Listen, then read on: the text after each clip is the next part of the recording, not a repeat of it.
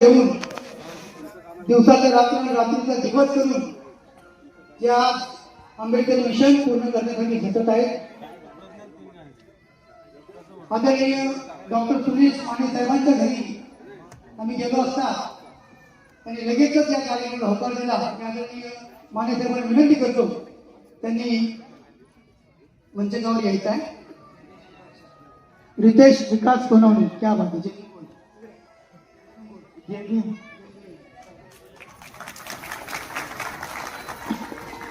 आदरणीय doctor Suresh Mane sir, आदरपूर्वक आम्ही तुम्हाला या ठिकाणी बोलू इच्छितो. प्रबुद्ध परिवाराच्या वतीने, प्रबुद्ध धम्म सेविका संघाच्या वतीने, ज्ञानोदी बुद्ध विहाराच्या वतीने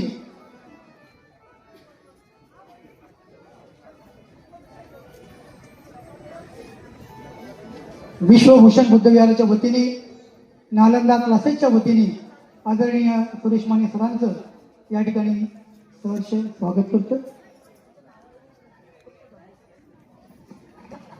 ताईचं नाव अनाउन्समेंट करत नाही पण धम्मदान दिलेलं आहे.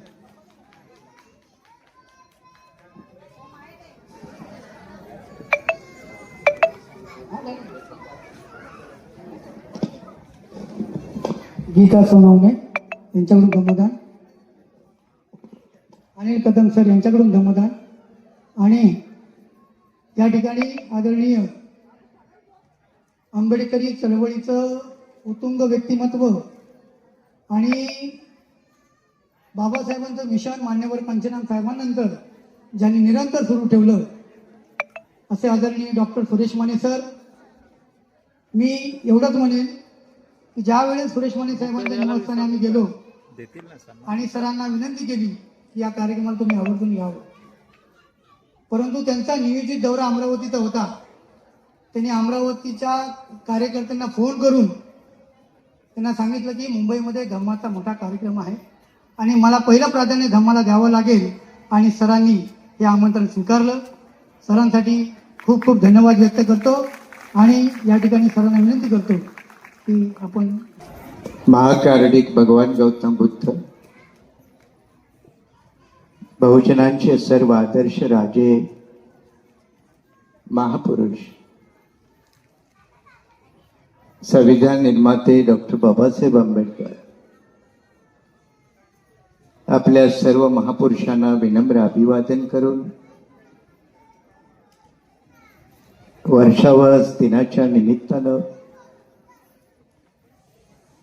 आपल्या सर्व परिवाराच्या वतीनं आयोजित धम्मचक्र ऑर्केस्ट्रा यांच्याही वतीनं आयोजित या दिनाच्या निमित्तानं उपस्थित आदरणीय बंदेजी,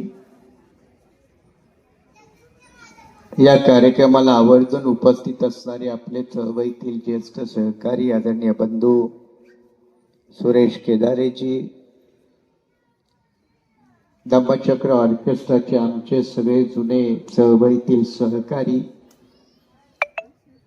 सगळे सहकारी मित्रबंधू आणि भगिनीनो, 10 तारखेपासून वर्षावर सुरू झाला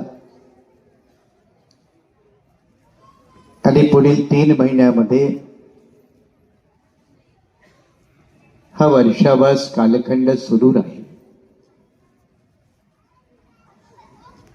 बौद्ध परंपरेमध्ये वर्षावास कालखंडाला एक अनन्यसाधारण महत्व आहे. या कालखंडामध्ये आदरणीय भिक्खूगण एका विशिष्ट ठिकाणी निवास करतात. ज्येष्ठ भंते यांच्याकडून धम्म आणि स्वतःच्या आचरणातील अडीअडचणी याचं ते निवारण करून घेतात आणि त्या निमित्तानं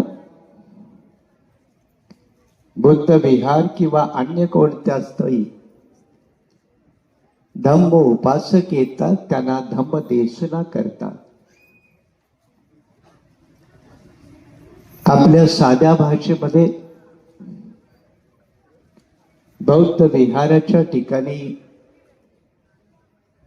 डॉक्टर बाबासाहेब आंबेडकर लिखित बुद्ध अँड हिज धम्मा किंवा बाबासाहेब आंबेडकरांचा बुद्ध आणि त्यांचा धम्म याचं पठण किंवा ग्रहण हा करण्याचा कार्यक्रम असतो. आपण खरं म्हणजे आषाढी पौर्णिमा म्हणतो आपल्याकडं आणि लगेच गुरु पौर्णिमा असते. आणि बौद्ध परंपरेमध्ये पौर्णिमेचं महत्व सगळ्यांना माहीत असावं. गुरुपौर्णिमा तर आपल्याला ठाऊक आहे की ज्ञानप्राप्तीनंतर भगवान बुद्धाची पहिली धम्मदेशना ज्या 5 साधूंना पहिल्यांदा देण्यात आली तेव्हापासून आपण गुरुपौर्णिमा हे आपल्या एका परंपरेचा भाग झाला. अलीकडं गुरु परंपरेची व्याप्ती थोडीशी वेगळ्या स्वरूपात आली, परंतु गुरुपौर्णिमा देखील बौद्ध संस्कृतीचा बौद्ध परंपरेचा एक अविभाज्य घटक आहे. या 3 महिन्याच्या कालखंडामध्ये ज्याला आपण वर्षावास म्हणतो, भंतेजी आणि उपासक या दोघांसाठी वेगवेगळी दिनचर्या. आधुनिक कालखंडामध्ये जरी हे शक्य होत नसलं तरी त्या बुद्धिस्ट ट्रेडिशन आहेत, बुद्धिस्ट परंपरा आहेत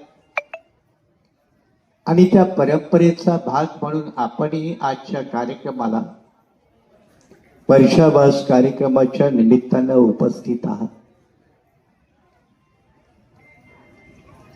धम्मचक्र ऑर्केस्ट्राच्या माध्यमातून गीताद्वारे प्रबोधन होतच आहे, पण आयोजकांनी जेव्हा विनंती केली की तुम्ही एक अर्ध्या तासासाठी का होईना या, तेव्हा मी त्यांचं निमंत्रण स्वीकारलं. नाहीतर काल परवा 2 दिवस औरंगाबादला होतो, पुन्हा दुपारी 3 वाजता एक मीटिंग आहे, तरी देखील त्यांच्या आग्रह खातर आणि आपल्या सगळ्यांना भेटीचा येऊन याबाबी आपल्या समोर उपस्थित आहे. तुम्ही आपल्यापैकी बहुतेक जण मला राजकीय कार्यकर्ता किंवा पदाधिकारी किंवा नेता म्हणून ओळखता, पण आज मी त्यातलं काही बोलणार नाही. पण 2 बाबीचा गंभीरपणे विचार व्हावा की कधी काही जम्बूद्वीपामध्ये हा सर्व भारत हा बौद्धमय होता, तो आज का नाही, त्याचा विचार व्हावा. कधी काही बौद्ध संस्कृती इथून जगामध्ये पसरली, तिचं अस्तित्व आज भारतामध्ये कुठे आहे, त्याचा विचार व्हावा. आणि बौद्ध संस्कृती आणि बौद्ध परंपराचं जतन करण्यासाठी आणखी काय करण्याची गरज आहे, याचा एक गंभीरपणे बौद्ध समाज बांधवांनी विचार करण्याची गरज आहे. मी मोजके 3 मुद्दे आपण विचार करावा म्हणून ठेवले, विचार करण्यासाठी ठेवले. आता ते का ठेवले त्यातलं एक उदाहरण.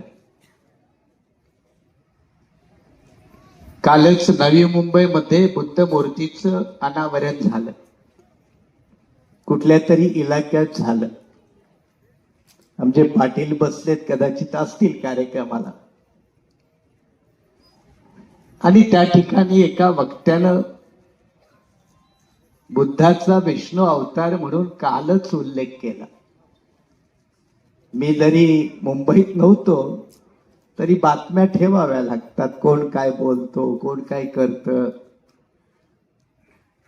हा एक यंत्रणेचा भाग आहे. म्हणजे काल त्यांनी एका बुद्ध मूर्तीचं उद्घाटन केलं, प्रतिष्ठापना केली, त्याबद्दल अभिनंदन, त्याच्याबद्दल काही वाद नाही. पण लगेच बुद्धाला विष्णूचा अवतार घोषित करणं याच्याबद्दल निषेधच ना, नाही का? म्हणजे एखाद्या चांगल्या बाबीबरोबर अभिनंदन करावं आणि एखाद्या वाईट बाबीबद्दल त्याचा निषेधही करावा, हे विवेकपणाचं लक्षण आहे. आणि बुद्धिझम मध्ये विवेकाला प्रचंड महत्व आहे. त्यामुळे प्रत्येक बुद्धिस्ट माणसानं अशा घटनांचं विवेकाच्या अनुसार त्या बाबीकडे पाहिलं पाहिजे. आपणा सगळ्यांना आठवतं की आताही या कालखंडात 2-3 गोष्टी आपल्या समोर आहेत. त्यातली प्रमुख एक बाब बोधगया मुक्ती आंदोलन. बोधगया मुक्ती आंदोलन गेले 3-4 महिने सातत्यानं गया या ठिकाणी सुरू आहे. आपल्यामधील बहुतेक बांधव काही गेले असतील, जाऊन आले असतील. आंदोलन सुरू होण्याच्या अगोदर मी स्वतः पटना आणि गयाला जाऊन आलोय. त्या आंदोलनातील सहभागी काही व्यक्तीशी संपर्क आहे. आपल्या महाराष्ट्रातूनही बरेच लोक बुद्धगया मुक्ती आंदोलनासाठी गेले. आता बोधगया मुक्ती आंदोलन अनागारिक धम्मपालांच्या पासून सुरू झालेला लढा, इंग्रजांच्या कालखंडापासून सुरू झालेला लढा 2025 पर्यंत यशस्वी का होत नाही? गोष्ट साधी आहे की बोधगया बुद्ध विहार याचं ऐतिहासिक महत्व मी तुम्हाला सांगावं याची गरज नाही. बुद्धाच्या आयुष्यातील ज्या काही 5 अत्यंत महत्वपूर्ण ऐतिहासिक घटना आहे, ती बोधगयाशी संबंधित आहे. मग बोधगया बौद्धांच्या हवाली करावं किंवा त्याचं व्यवस्थापन बौद्ध समुदायाकडे यावं, याच्यासाठी संघर्ष असणारे अनागारिक धम्मपालापासून मग मध्ये आमचे नागपूरचे भंते सुरई ससाई असतील, या आंदोलनानं काही होत नाही म्हणून काही न्यायालयात गेले. त्यातली एक याचिका भंते सुरई ससाई यांची सुप्रीम कोर्टात सध्याही पडून आहे. त्याची पुढची सुनावणीची तारीख येत्या 29 जुलैला. एक सुनावणी जून महिन्यामध्ये झाली, दुसरी सुनावणी पुढची ही 29 जुलैला. पण त्या दरम्यान चुकीच्या पद्धतीनं नागपूरच्या सुलेखा कुंभारे यांनी दुसरी एक याचिका सुप्रीम कोर्टात टाकली आणि ती सुप्रीम कोर्टानं फेटाळली. आता त्या फेटाळलेल्या याचिकेचा पुन्हा परिणाम आता सध्या न्यायालयाच्या समोर असणाऱ्या याचिकेवर पडतो की काय अशी शंका. न्यायालयाचा लढा वेगळा, संघर्षाचा लढा वेगळा. आणि संघर्षाची गरज काय हो? देशामध्ये अनेक हिंदूंची मंदिर आहे, त्यांचं व्यवस्थापन गैर हिंदूंच्याकडे नाही, ते हिंदूंच्याकडेच आहे. असायलाही पाहिजे, आमचं काही म्हणणं नाही. शीख समाजाच्या गुरुद्वारा प्रबंधन समित्या या शीख समुदायाच्या हाती आहेत, असल्याही पाहिजेत, योग्य आहे. मुस्लिमांचे मदरसे, दर्गा, ईदगाह, मस्जिदी याचं सुद्धा व्यवस्थापन हे त्यांच्या हातात आहे. मग आपल्या सगळ्याचा एक सामुदायिक प्रश्न आहे की जर प्रत्येक धर्मियांच्या ऐतिहासिक वास्तूंचं व्यवस्थापन त्यांच्या हातात आहे, तर बोध गयाचं बौद्धांच्या हातात व्यवस्थापन का नको, हा आपला मूल प्रश्न आहे. आणि याच्यासाठी मग अनागारिक धम्मपाल ते आता याच्यात अडचण जो करणारी बाब आहे तो बिहार सरकारचा 1949चा कायदा.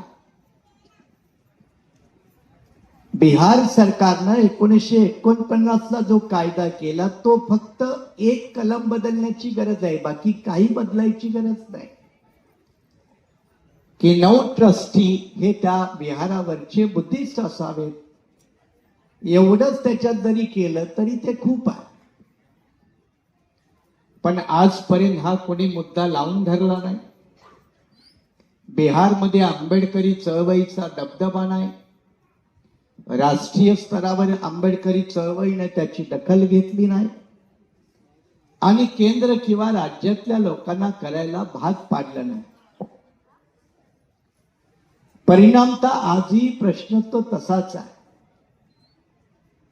कदाचित आता बिहारमध्ये विधानसभेच्या निवडणुका येत आहेत, कोणीतरी तो मुद्दा घेईल, उचलेल आणि मग त्याची थोडीफार तड लागण्याची शक्यता होईल असं वाटतं. कोण करेल अजून काही सांगता येत नाही. परंतु अलीकडं मुस्लिमांच्या अनेक व्यवस्थापनामध्ये हिंदूला घुसवण्याचं काम सुरू झालं. वक्फ बिलाच्या माध्यमातून 2 ट्रस्टी नेमण्याचे अधिकार सरकारनं आपल्याकडे घेतले आणि मुस्लिमांचे ईदगाह, मदरसे, मस्जिदीचं व्यवस्थापन त्याच्यावर नॉन मुस्लिम 2 टाकले.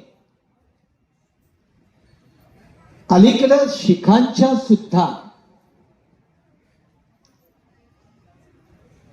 धार्मिक स्थळाच्या व्यवस्थापनामध्ये 1 की 2 सदस्य सरकारनं नॉमिनेट करायला सुरुवात केली.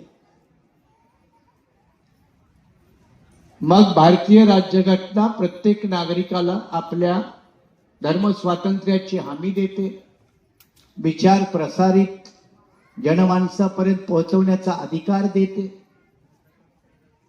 मग सरकारचा हस्तक्षेप शिखांच्या गुरुद्वाराबाबत होत असेल, मुस्लिमांच्या मस्जिदी किंवा ईदगाह किंवा मदरसे याच्याबाबत होत असेल, तर सरकारनं बिहारमध्ये देखील हस्तक्षेप करावा आणि तिथलं हिंदूचं वर्चस्व मोडीत काढून ते बौद्धाकडे सोपवावं असा जर बौद्ध बांधवांनी आग्रह धरला तर त्यात चुकीचं काय?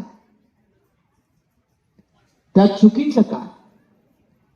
आणि म्हणून सरकारच्या जेव्हा या भूमिका धार्मिक स्थळाच्या बाबत अशा येतात तेव्हा मात्र प्रश्न येतो. मध्ये गेल्या 6 महिन्यापूर्वी उत्तर भारतात खोदकाम सुरू झालं. अनेक ठिकाणी खोदकामाची तयारी केली. आर्किओलॉजिकल सर्व्हे ऑफ इंडिया मार्फत रिपोर्ट करण्यात आले. तसा भारतात एक 1992चा कायदा आहे,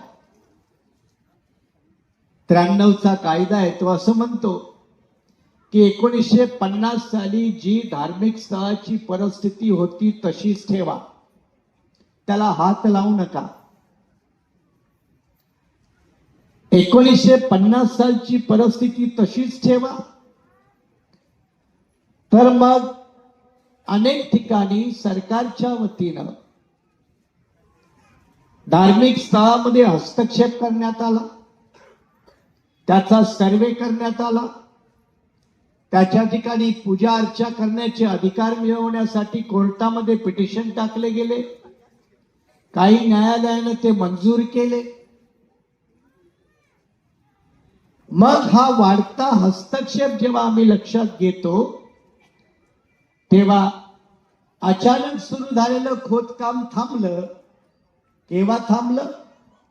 तर जेव्हा जेव्हा खोदकाम सुरू झाली तेव्हा खोदकाम केलेल्या ठिकाणी बुद्धाच्या मूर्ती आणि बौद्ध संस्कृतीचे अवशेष सापडायला लागले. तेव्हा खोदकाम थांबवायला सुरुवात झाली.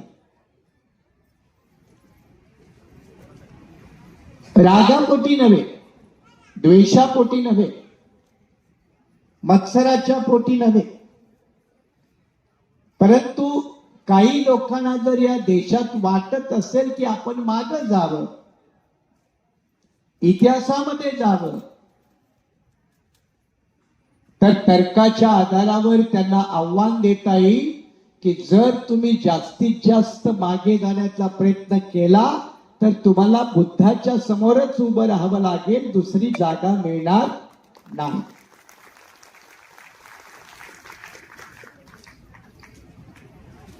याला जर इथल्या सरकारची, अन्य लोकांची जर तयारी असेल तर त्याने इतिहासाचा मागोवा घ्यावा, खोदकाम करावं.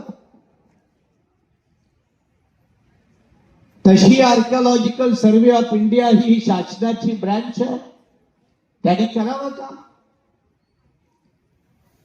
पण तसं न करता बौद्ध असतील, शीख असतील, ख्रिश्चन असतील, मुस्लिम असतील, यांच्या धार्मिक स्वातंत्र्यावरती गदा आणायची आणि विशिष्ट वर्गाला मोकाट सोडायचं. त्या माध्यमातून परस्पर द्वेष, विद्वेष पैदा करायचे, सामाजिक सौलाक्याचा वातावरण बिघडवून टाकायचं आणि सामाजिक ध्रुवीकरणाच्या माध्यमातून आपल्या पोळ्या भाजून घ्यायच्या.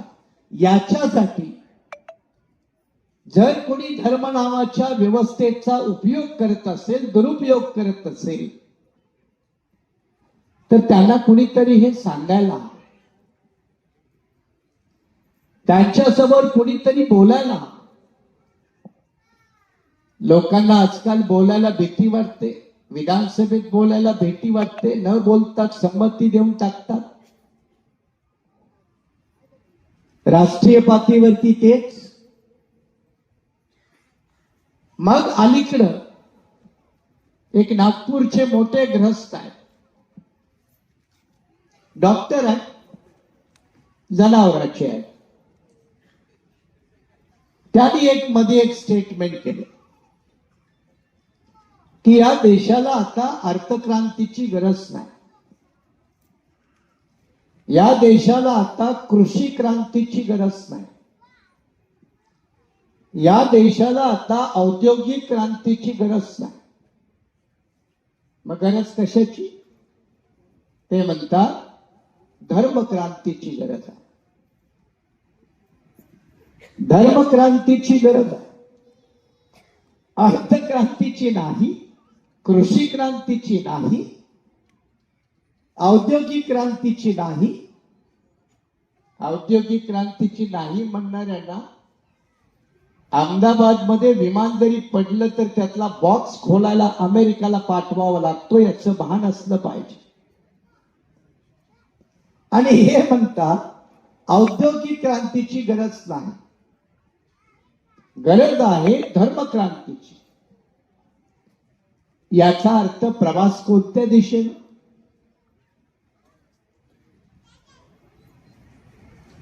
जागरूक नागरिकांनी या प्रवासाची दिशा ओळखण्याची गरज आहे. आणि आंबेडकरी समुदाय जरी तो विखुरला असला तरी हा एक जागरूक समाज आहे आणि या जागरूक लोकांना ओळखण्याची ऐपत आहे. मगाशी मला कोणीतरी सहज म्हणाल, माने सर आपली सगळी माणसं एकत्र येत नाहीत. आणि मी त्यांना म्हणालो चांगला आहे, एकत्र येत नाही ते. त्यांना आश्चर्य वाटलं.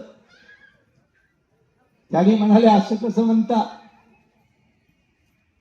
तर मी म्हटलं यार मला पण एक काल दुसऱ्या बाजूचा माणूस भेटला होता आणि तोही मला असंच म्हणाला, माने सर तुमच्या समाजात फार वाईट आहे हो.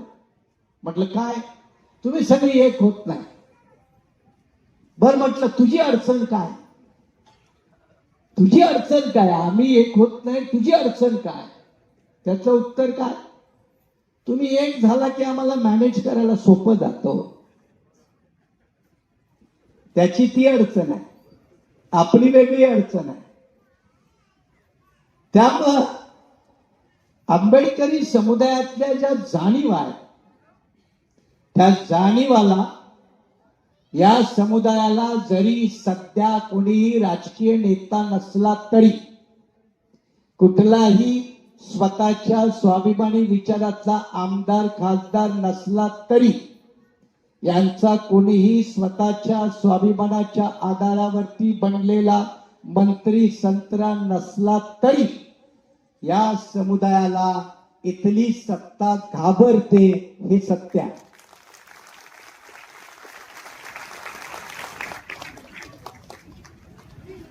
आणि ही सत्ता जी घाबरते ती एक हिडन आंबेडकरी पॉवर, अदृश्य असणारी सध्या आंबेडकरी पॉवर, त्या पॉवरला ती दबते, त्या पॉवरला ती घाबरते.